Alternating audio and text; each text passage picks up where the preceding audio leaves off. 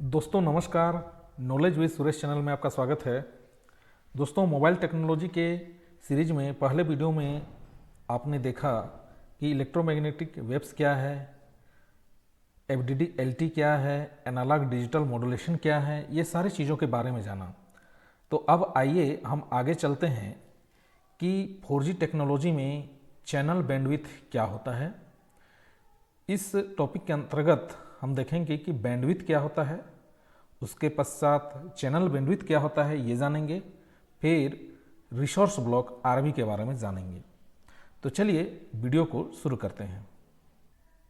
दोस्तों आप लोगों के मन में ये सवाल उठता होगा कि जब हम मोबाइल में डेटा चलाते हैं तो मोबाइल टावर से जो सिग्नल आता है उस सिग्नल के अंदर से ही हमको डेटा रिसीव होता है, जिसका उपयोग हम लोग वीडियो देखने, फोटो देखने या अन्य कई प्रकार के इंटरनेट संबंधी नेट संबंधी जो है काम हम लोग करते हैं।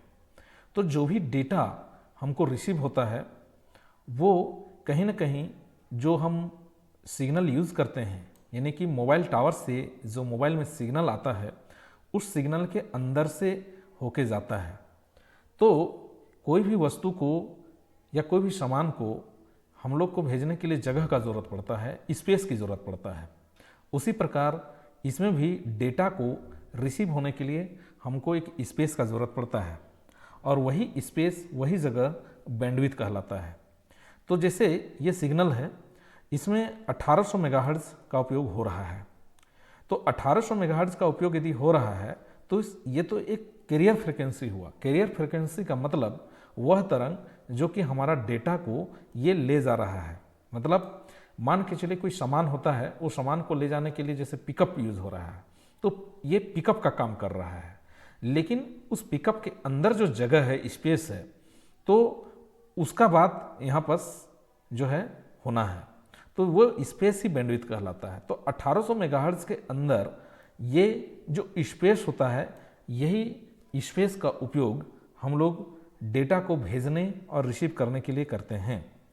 तो आइए हम समझते हैं कि ये जो 1800 मेगाहर्ट्ज़ फ्रिक्वेंसी बैंड है या अन्य जो फ्रिक्वेंसी बैंड है उसमें हम कितना जगह का उपयोग कर सकते हैं।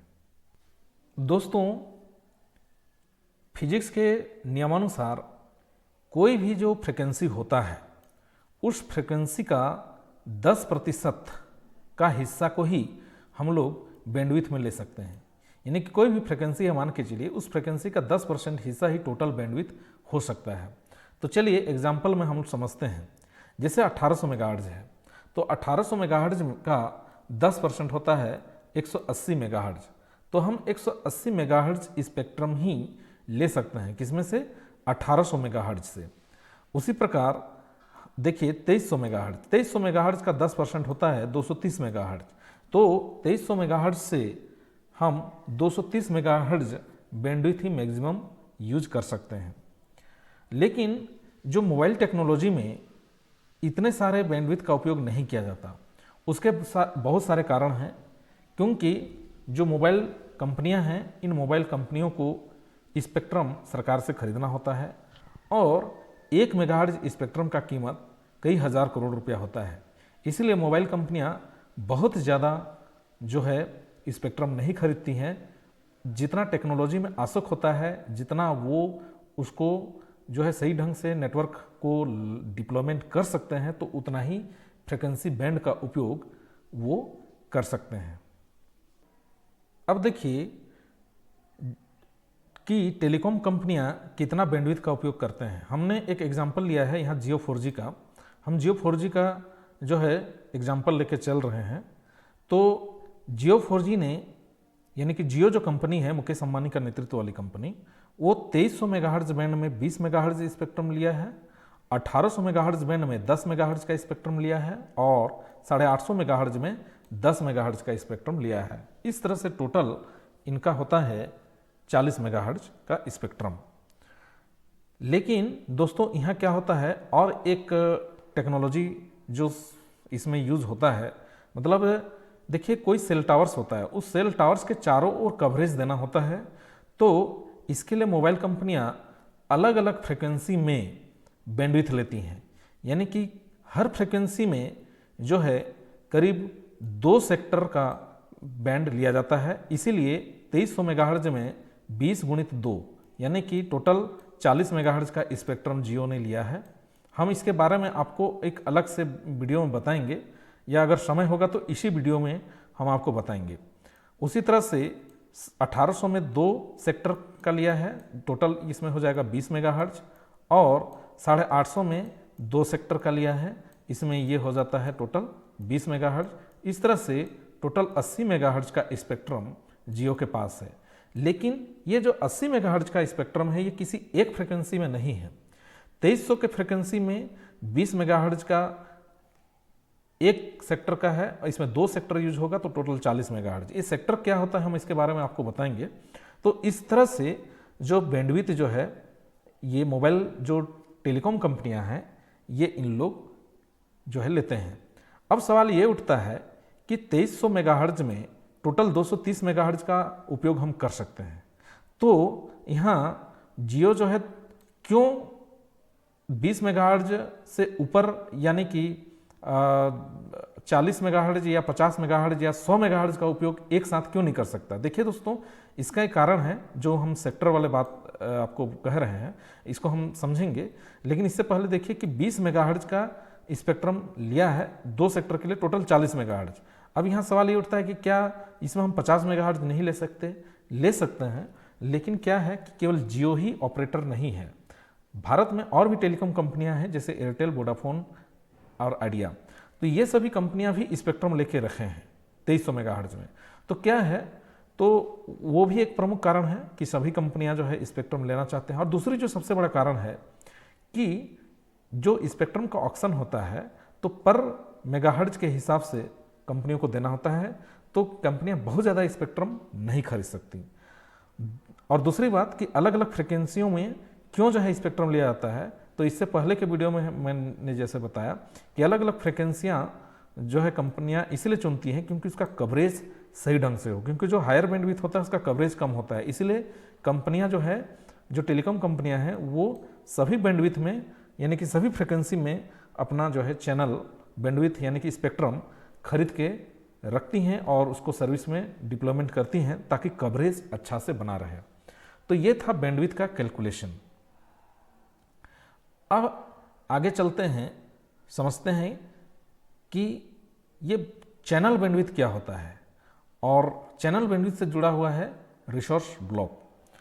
तो सबसे पहले हम ये चैनल बैंडविड्थ हम आपको बताते हैं कि चैनल बैंडविड्थ क्या होता है।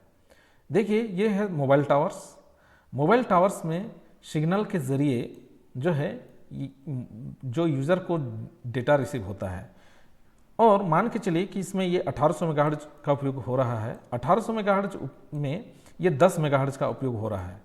तो इन केस आपको एक एग्जांपल लेना पड़ेगा कि इस सेल टावर्स के अंदर केवल एक ही यूज़र है, तो ये एक ही यूज़र जो है अगर ये है तो इसको जो मोबाइल टावर है ये टोटल 10 मेगाहर्ट्ज का जो है बैंडविड्थ प्रदान करेगा।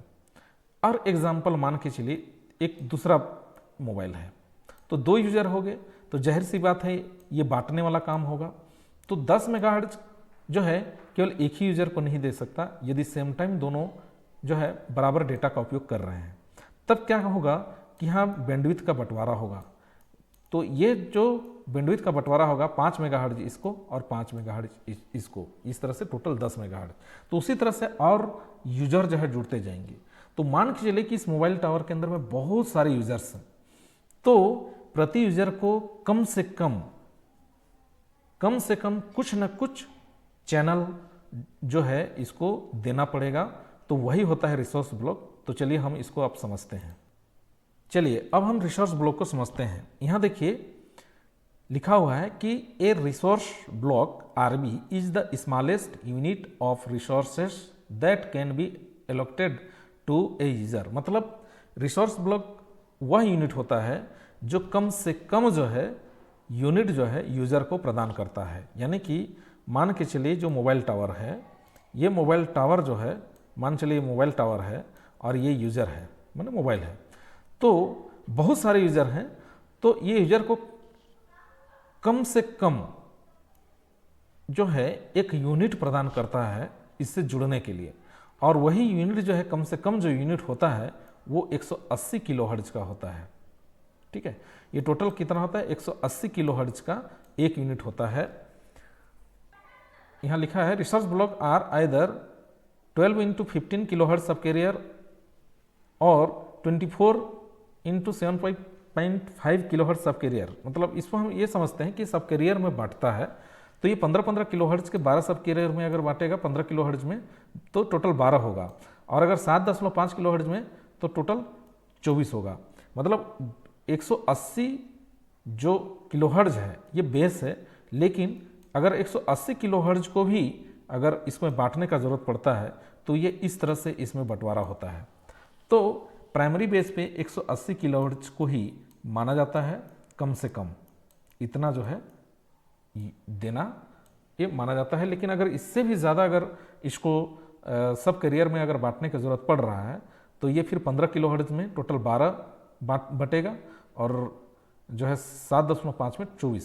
तो ये थोड़ा सा टिपिकल है, लेकिन आप ऐसे समझिए कि कम से कम जो है बैंडविड्थ जो कि यूज़र को दिया जाता है वो 180 किलोहर्ट्ज का होता है। तो उस हिसाब से जो है कैरियर कंपोनेंट्स यानी कि रिसोर्स ब्लॉक जो होते हैं वो इस तरह से बंटवारा इसमें होता है।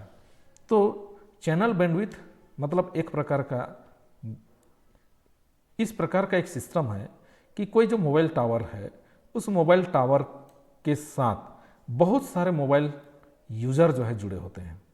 तो सभी यूज़र को जो है इसको कनेक्टिविटी प्रदान करना होता है, और सभी यूज़र के साथ चैनल बना के ही ये कनेक्टिविटी प्रदान कर सकता है। तो जो बैंडविड्थ होता है उस बैंडविड्थ को ही चैनल के रूप में विभाजन किया जाता है, और चैनल विभाजन करके ये जो है यूज़र को प्रदान करता है। और ये जो चैनल विभाजन है दो तरीके से होता है, FDD और TDD, जो कि हम पिछले वीडियो में बताए हैं। तो FDD मतलब इसमें फ्रिक्वेंसी को बांटा जाएगा, माने आवृत्ति को बांटा जाएगा, और TDD मतलब टाइम स्लॉट को बांटा जाएगा। लेकिन ऐसा नहीं है कि अगर 2300 मेगाहर्ट्ज में अगर 20 मेगाहर्ट्ज का उपयोग हो रहा है बैंडविड्थ में, तो 20 मेगाहर्ट्ज को किसी जो है यूज़र को प्रदान करके हम उसको टाइम स्लॉट में जो है बांट दें, तो इस तरह का होता है। लेकिन कोई भी जो सेम बैंडविड्थ है, इस सेम बैंडविड्थ में 8 टाइम डिविजनल हो सकते हैं, उससे ज़्यादा नहीं होता। मतलब 8 टाइम स्लॉट में ही ये बांटता है, उससे ज़्यादा टाइम स्लॉट में नहीं कर सकता। अगर उससे ज़्यादा टाइम स्लॉट में अगर ये बांटेगा तो ये क्या हो जाएगा कि ये फिर इसमें डिले होना शुरू हो जाएगा। और आपने समझा आज कि चैनल बैंडविड्थ के अंतर्गत बैंडविड्थ क्या होता है, चैनल बैंडविड्थ क्या होता है और रिसोर्स ब्लॉक क्या होता है, इसके बारे में आपने समझा। तो आप लोग को वीडियो कैसा लगा, वीडियो को लाइक कीजिए, शेयर कीजिए, और चैनल को जो सब्सक्राइब नहीं किया हो सब्सक्राइब करें। हम आने वाले वीडियो में बताएंगे आपको कि मोबाइल जो टावर्स होते हैं, इन मोबाइल टावर्सों को किस प्रकार से नेटवर्किंग किया जाता है, मतलब उनको आपस में किस तरह से कनेक्ट किया जाता है, जोड़ा जाता है, जोड़ने की क्या क्या विधियाँ हैं और उसमें क्या क्या समस्याएँ, क्या क्या कठिनाइयाँ आती हैं, इन सारे पहलुओं पर हम आपको जो है बताएंगे। तो तब तक के लिए बाय बाय।